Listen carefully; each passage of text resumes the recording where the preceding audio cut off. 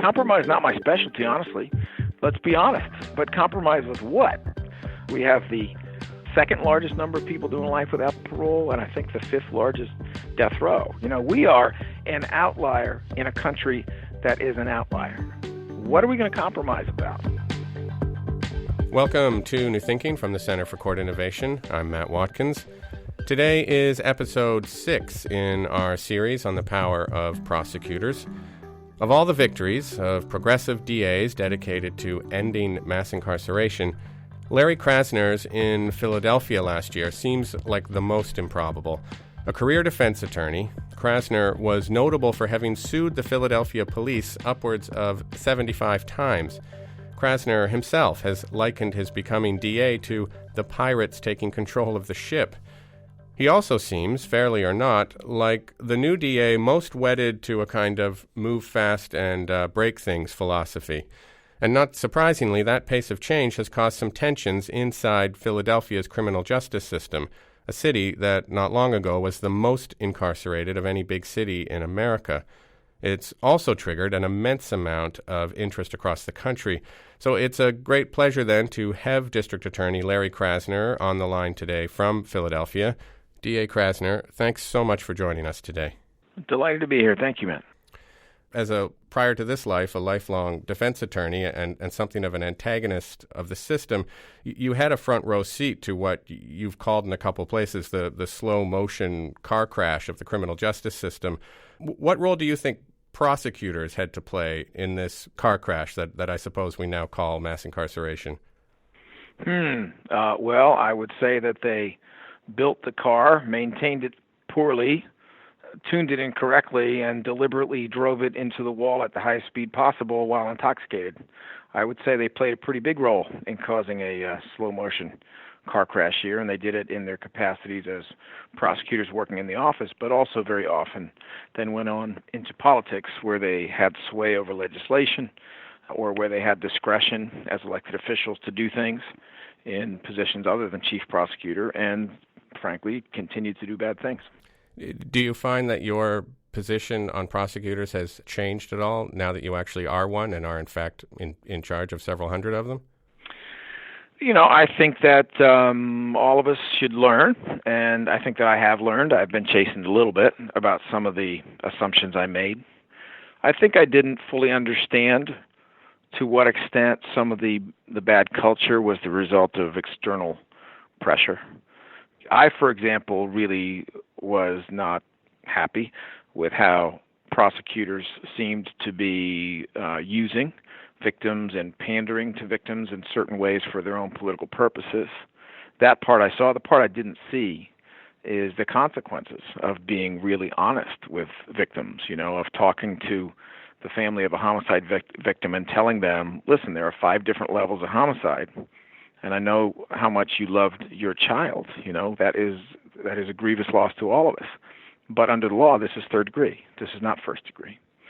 I didn't realize the extent to which simply being honest with them and not using them for political reasons would have consequences, and the consequences are pretty severe. The media is fond of having conflict stories. So to the extent you actually stand up for what is the right thing and you're honest with victims, what you were getting back is often a drubbing in the press. So I guess in this position I've come to understand there's certain pressures that go with the amount of power. There's certain pressures that go with the high level of attention on the office that may have shaped that culture. And I have to be honest about the fact that I have a little bit more compassion for some of the bad decisions that were made for the wrong reasons, but they were made under more duress than I realized. It seems like this question of victims is a difficult balance to strike, I would think, for progressive prosecutors, such as yourselves, who are trying to distance themselves from this traditional concept of that the prosecutor is there. A big part of the job is to represent the victims. And you have had, I think you've acknowledged some growing pains in dealing with that. How do you work to make the office more progressive then and not lose the trust of victims and their families along the way? To me, this is a problem that's frankly analogous to what it was like when I was a private criminal defense attorney. There were a lot of competitors out there who were private criminal defense attorneys who would lie to the family of the defendant. They would say, I guarantee you a win, which is strictly unethical. They had no basis for doing that. And as a consequence, their careers were easier. They were more successful. They could land a client by doing things that were unethical. I was winning more cases than they were, but I was telling the truth. And the consequence was I lost money. I lost business over it. Well, to me, this is analogous. I'm actually telling the truth to people. I'm being honest with them. And that is not what political prosecutors have done in the past. They have pandered, they have told victims that they represented victims when the law is very clear that they do not, strictly speaking, represent victims. They represent every single person in the Commonwealth, and one of those people would be the victim or the survivors, and another person's the defendant. And the rest of the people, and there's only 1.6 million of them in Philadelphia, are the people who are otherwise affected by the whole situation, right? So the reality is when you are ethical and you take your oath seriously and you're honest about it, it's more difficult to play by the rules than it is to cheat. And I'm going to bear the consequences of that because that's just the reality. But eventually, the consequence of playing by the rules and being honest about it is that over a period of time, you gain people's respect, you gain their trust.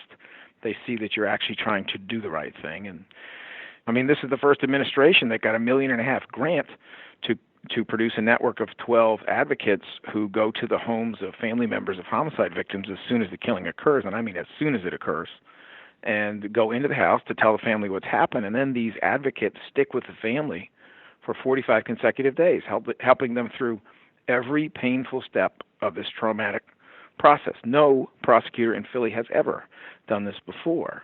And there is no way to look at that and say that this office doesn't care about victims. But that is what we are doing on the one side, while on the other side, the criticism is, my child was killed, I'm upset, this has to be a first-degree murder. It's not a first-degree murder if it's not a first-degree murder. That's why we have 5 levels. And, like it or not, we're going to take the steady course, the slow course, which is tell the truth to people at the beginning, even if they don't always like it. And eventually, I think, much as in my career as an attorney, eventually you gain their respect and their trust, and they realize that this is better for them than being lied to from the jump. And then along the way, you're just going to have to accept the kind of blowback that comes from those segments of the press that were never very sympathetic to your enterprise from the beginning, I guess. Not only are we going to have to accept it, we already do accept it. First of all, there are a lot of great journalists in Philly and elsewhere, and I have tremendous respect for them. My father was a writer. He also did a certain amount of journalism. He was a career author. I mean, that's what he did, right? So I have tremendous respect. I've defended free speech as a criminal defense attorney my whole career. So this is an issue that's near and dear to me. But part of the problem is that there's an old, easy story that certain lazy journalists can tell, and it's an antagonistic story where the person who did the crime is 100% awful and needs to be drawn and quartered. The victim of the crime is a perfect angel with white snowy wings, and the only proper healing for that person's wounds is drawing and quartering. It's a very old trope that came from William Randolph Hearst. It sold a lot of papers. It's still a lot of clickbait. And there's a much more intelligent, much more nuanced, much more interesting kind of journalism around these issues that does talk about policy and that sees the bigger picture. Some journalists just don't want to go there. It's hard. It's a lot of work. It requires you to know things and learn things. And we're always going to have a problem with journalists who don't want to go there. But the ones who do, I think, are going to find out that's what's happening in Philly is a really interesting read.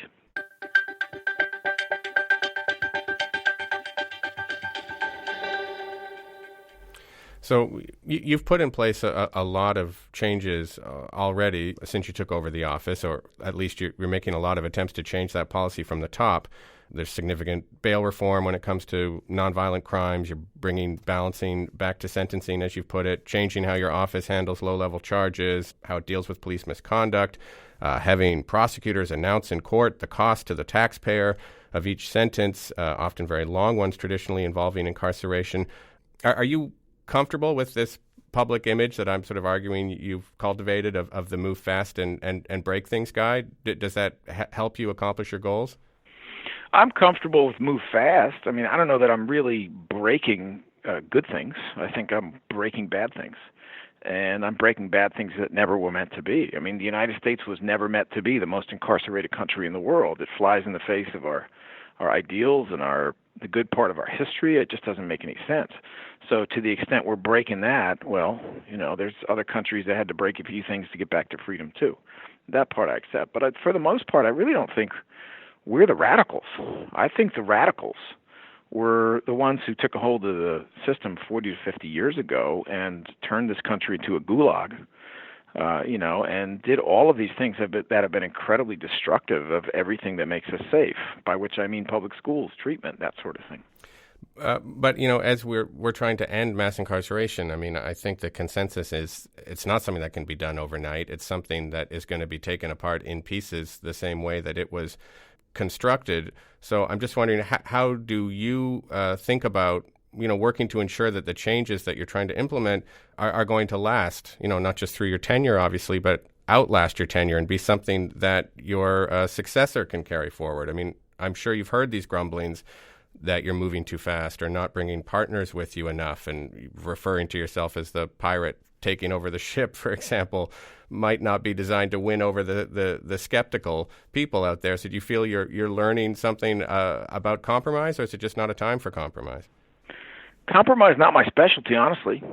Let's be honest. But compromise with what?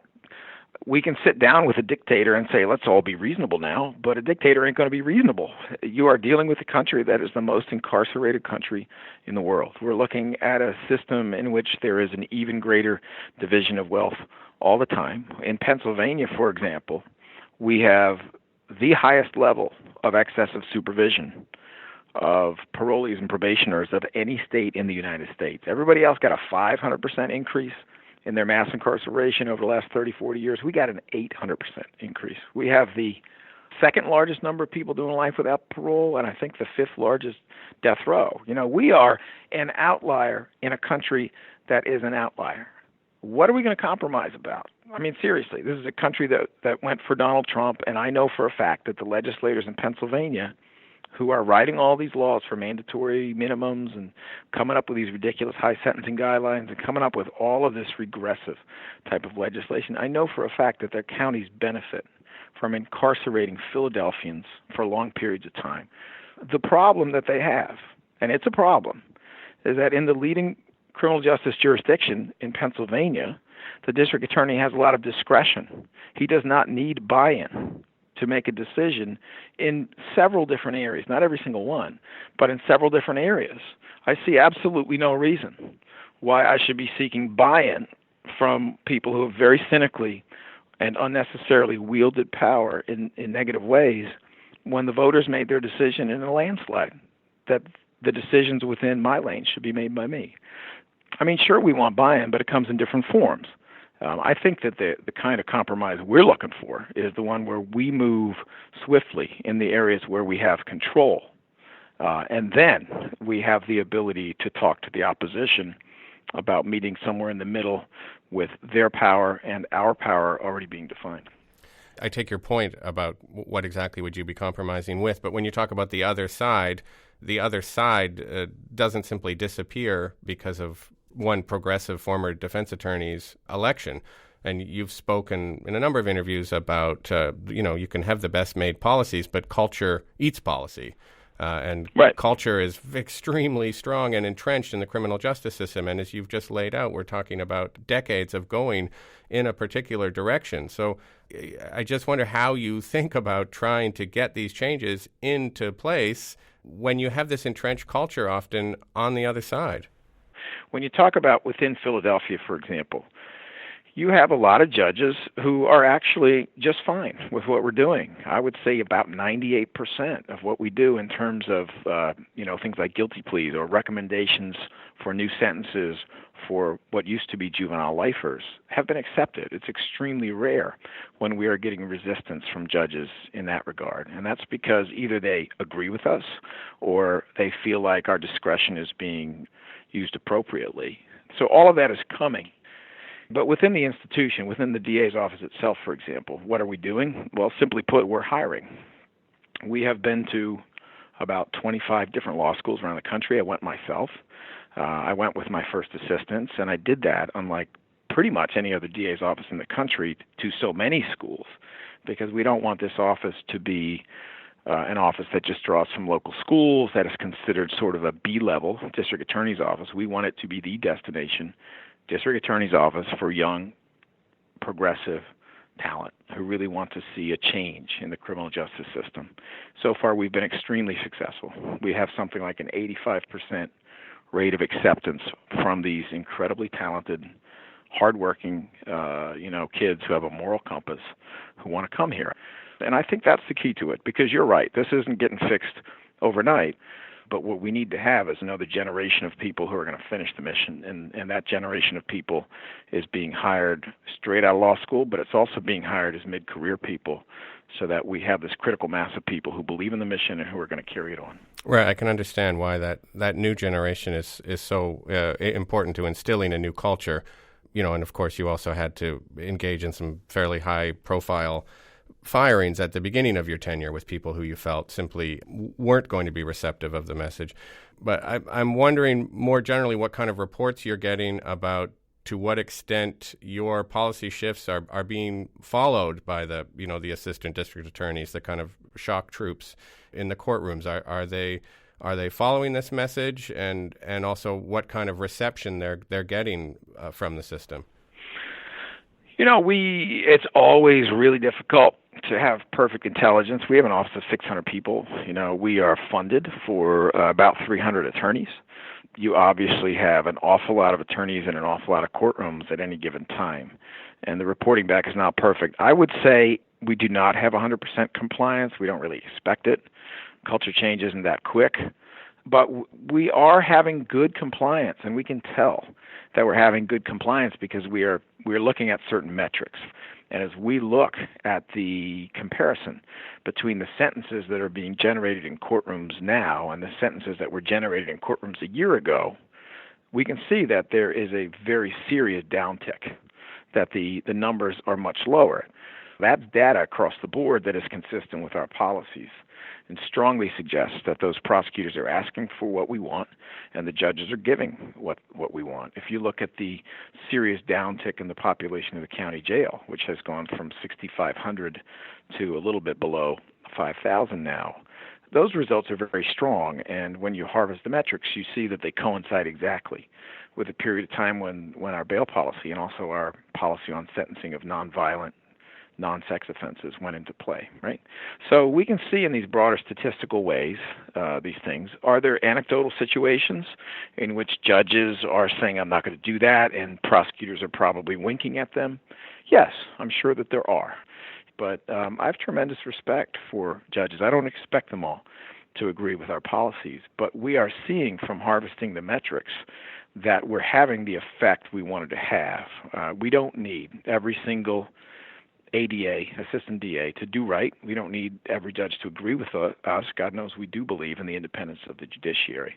But I think that we are getting there, and we're looking forward as we have this transformation in personnel, as we have additional education, as people see the policies work. We're looking forward to having even more buy-in and being able to be more effective in enacting our policies. Have you come up with strategies for supporting, say, the young ADAs? Let's take someone fresh out of law school who's, very in line with what you're trying to do, but they're encountering, say, significant pushback from judges or in their cooperation with police. Have you figured out what you can do to try to support them in their role? So the first thing that we did is we came up with a completely new training program here. Training was rather light in the past, and we put a lot of money and a lot of time into a collaboration which we had with Adam Foss, and it went from shortly after Labor Day until these new attorneys passed the bar, which would have been, for the most part, the end of October. So it was like 8-9 weeks, much longer, and the training had very much to do with the new mission and how to act around the mission. So that's just one example. As we move forward and more of the people who are coming in are our hires, and you should know that the new class that just came in, half of them were hired by the old administration and half of them were hired by us just because of how the hiring cycle happens to work, right? But as we move forward, our intention is to take the new crop of attorneys and to visit with them with some frequency, see where there are issues, and be supportive in various ways.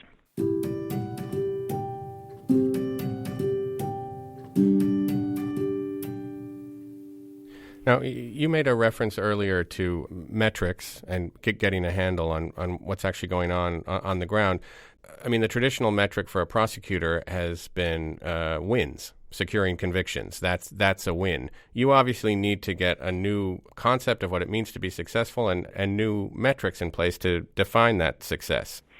As we continue to harvest more data, I think that we are going to develop a bigger system. I mean, the immediate short-term thing is to change the handwritten evaluations that are done periodically of prosecutors so the supervisors have different criteria. And those criteria, in my mind, should include things like, has this prosecutor ever come to you with a well-placed explanation for what they think is wrong with the case? Have they ever come to you and said, I think this was a violation of Fourth Amendment rights? Have they ever come to you and said, I think this person may be innocent? Or have they ever come to you and said, I think that this punishment may be excessive? Because if they don't come to you some of the time saying things that are in agreement with the defense and some of the times going on the other side, then there's not really a sense, that the door swings both ways and that there's any kind of even-handedness in play.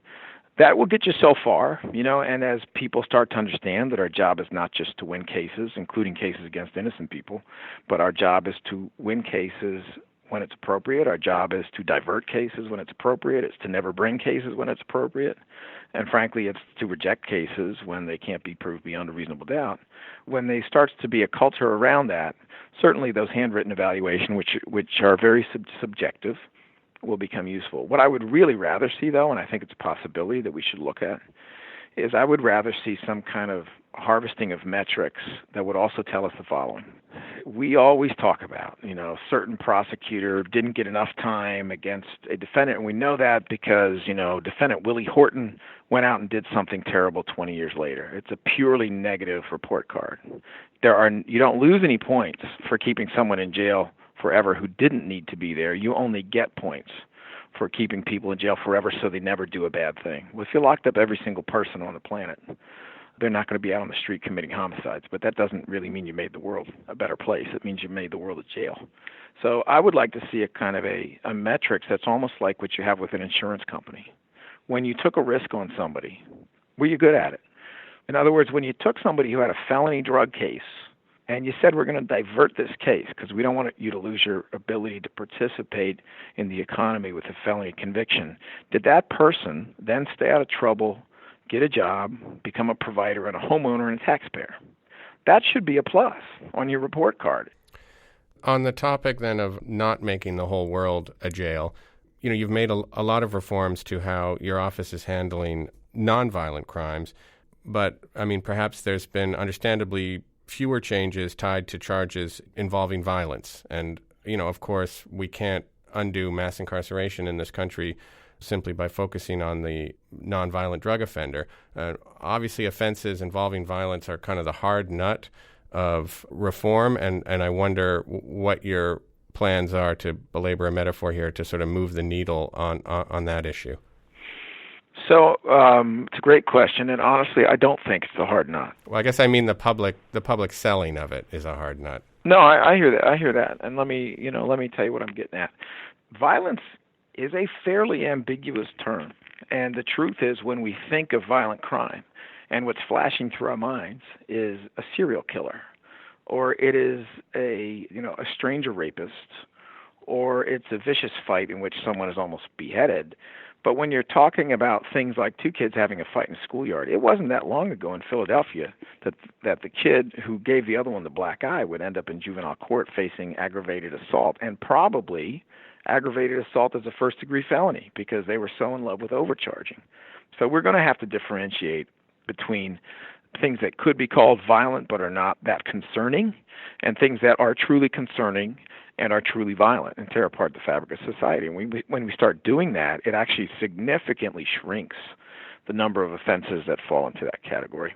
That's part of it. And then the other part of it is if I may quote my 84-year-old first assistant, Carolyn Engelteman, who has been a prosecutor, a defense attorney, a judge for almost 30 years, and then did international human rights work, and therefore has the institutional memory in a 60-year criminal justice career to remember how we used to sentence before the era of mass incarceration. She has this phrase, and the phrase is, 5 is the new 1. meaning things that are just like what's done today, people hurting people, which went on then and goes on now, used to be sentenced at 1x, and now they're sentenced at 5x. There just came a moment when the culture and the politics around this felt like 5 years was 1 year and 25 years was the former 5 years. Exactly why it happened? I mean, I think there's a lot of politics in it. I think there's a lot of sort of extravagant culture in it. But 5 is the new 1, and we need to think seriously about whether some of these offenses where people get 50 years maybe should be 10, or some of the ones where they get 10 maybe should be 2. The notion that there is incarceration that is owed as an aspect of accountability, as an aspect of deterrence, etc., doesn't mean it has to be as big and amplified as it is. So we're going to have to look back and see things like, how did we used to punish lower levels of homicide as opposed to how we do it now, and why do we do it now? Why is it that young attorneys with whom I speak all the time, when they're recommending a sentence on a serious case, they always seem to speak in terms of, well, give him 5 years, or give him 10 years, or give him 15 years, or give him 20 years. I don't know what the fixation on 5 is, or multiples of 5. But if 10 is really such a great idea, what's wrong with 6? And that's often the question I'll ask, is they'll say to me, well, I think that this is worth 25 years. And I'll say, what's wrong with 21? What is wrong with 13? Please explain to me why that particular number applies, because we're not talking about M&Ms and we're not talking about Skittles. We're talking about not only years of a human life, but probably more importantly, honestly, we're talking about this incredible quantity of national resources that are not going for teachers and firefighters and police officers and social workers and economic development. We are talking about years as if they're free and they're not free. Right, which seems like such a question of culture. I mean, what a case is worth. Right, it does. And again, these decisions are usually made by judges, and they're made by prosecutors who have not spent time in jail. I've never served time in jail, but I have spent more than a year of my life going to jails during daytime hours and visiting people in many, many different jails. And it does give you a little bit more insight into how long a year in jail really is. It's a long time. It's a freaking long time. It's a freaking long time for taxpayers to pay for, but it's also a long time to be in a cell. I'm not sitting here saying serious offenses deserve 1 year. They don't. They deserve longer, often a lot longer than that. But there are whole swaths of offenses for which we used to not incarcerate in the 1970s, and now we incarcerate for them. And there are minor assaultive offenses. There are 2 guys having a dispute in a bar, and one of them punches the other one, knocks out a tooth, and they're both union guys, and they hug it out. In those cases, if you don't derail the system under the sentencing guidelines, could put the one who knocked out the other one's tooth, which is usually how it works, usually blame the one who injured the other one. They could put that one in jail potentially for a year or 2, losing the job, losing the ability to support the family, losing the family home, losing the health benefits, et cetera, et cetera, et cetera. Nobody, no sensible human being thinks that that's a great outcome for 2 guys who had too much to drink in a bar, and one of them punched the other and popped out his tooth. But that is where our system will take us if we're not willing to look at violent offenses and say that is one requiring severe punishment. And these are not. These are ones that we have to view in a different way. And then I wanted to end actually with a question about this, larger movement that's taken shape and grown at a really remarkable pace to organize the public around a public education campaign around the power of prosecutors and organize voters to get more progressive DAs into those positions. And it seems to me that there is something of a fault line within that movement potentially, which is that on the one side, I think you have people who will say that prosecutors have currently too much discretion, they have too much power, that discretion needs to be reined in, some kind of guidelines put in place. And then on the other hand, you have people who say, no, we actually need prosecutors. The system needs prosecutors to have this kind of discretion. We just need to ensure that they know how to use it and that we're putting people in place who are going to use it well. So I just wonder if you see that as a bit of a fault line, and if you accept it, where you would position yourself. It's a tough discussion because what we're really talking about is a history of discretion being considered sacrosanct and good so long as the people exercising it were unmerciful, retributive, and draconian.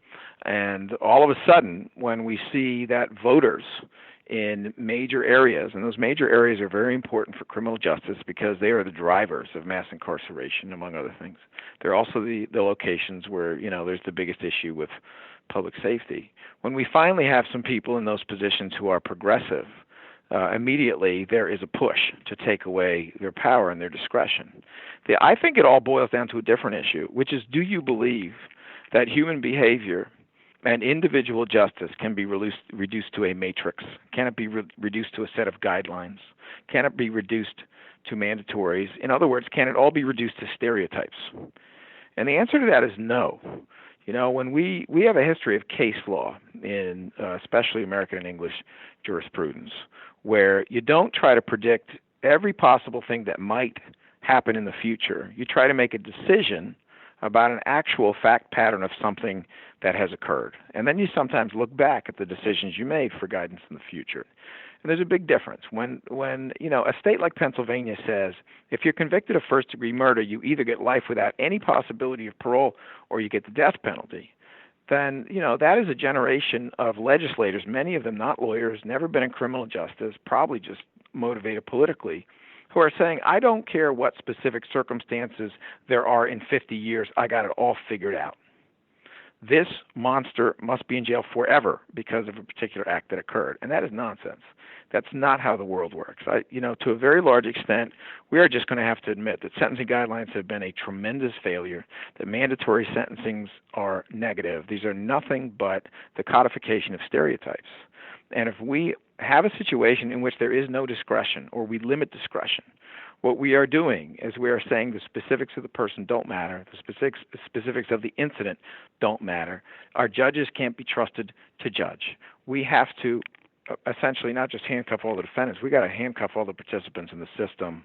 We got to tell them these are the stereotypes you must follow. So I'm very much on the side of discretion. It's like anything else. It's power that can be abused, and all power can be abused. But I'm very much on the side of discretion, and I say that partly because I see a generation of people who are coming up who I think are right-minded. They're much more progressive. They don't find it fearful to say, well, obviously there's a history of racism. They don't find it fearful to say there's problems with the death penalty. They're not afraid of talking about how, excessive policing has negative consequences. And I think we need to leave discretion in the hands of the next generations coming up, because they're going to do a lot with that discretion to make things better until the old people who write the laws catch up.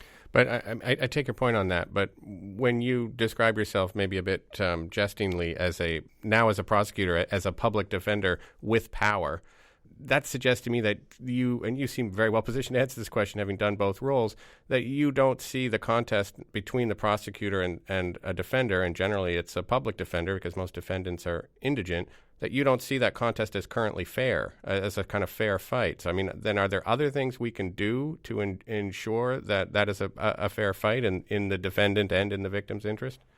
So just so we're clear, the full quote, which isn't always reported, is that progressive prosecutors, and this was done in the context of recruiting, talking to young law students about these ideas, they are neither public defenders nor are they traditional prosecutors. They should view themselves as being prosecutors with compassion or public defenders with power, a third category. What I'm getting at is I actually think that the prosecutor's job is almost judicial in a way. We have to look at all the circumstances, and we have to be willing to say, well, I probably could get that conviction, but it would be wrong because I don't think that person did it. I probably could win a motion to suppress, but it would be wrong because I'm convinced that the police officer's information here is a lie. We have to be willing to be a justice filter on the system, which to me is analogous to a judicial function. It's just that in many ways it's a more powerful judicial function because there is one DA's office in Philadelphia, but there are well over 100 judges staffing a lot of courtrooms. And if the decisions are made from the top and that culture is established, then there's a filter at the front of the system, which is what cases is the prosecution willing to take to court for trial. And there's a filter at the other end of the system, which is either a jury or it is a judge, and hopefully a good judge, hopefully a judge who's even better than the prosecutor, to make sure that the results coming out of this system have integrity. So essentially, I think what that means is that there has to be an adversarial relationship with the defense, but it cannot be adversarial to the truth. And the prosecution must recognize that there are certain things the defense can do in the context of carrying out justice that we can't do. One thing they can do is talk to their client, and they can get evidence, and they can bring it to us so that we can, in the proper case, recognize the innocence of a defendant or the proof that something improper and in violation of people's rights was done.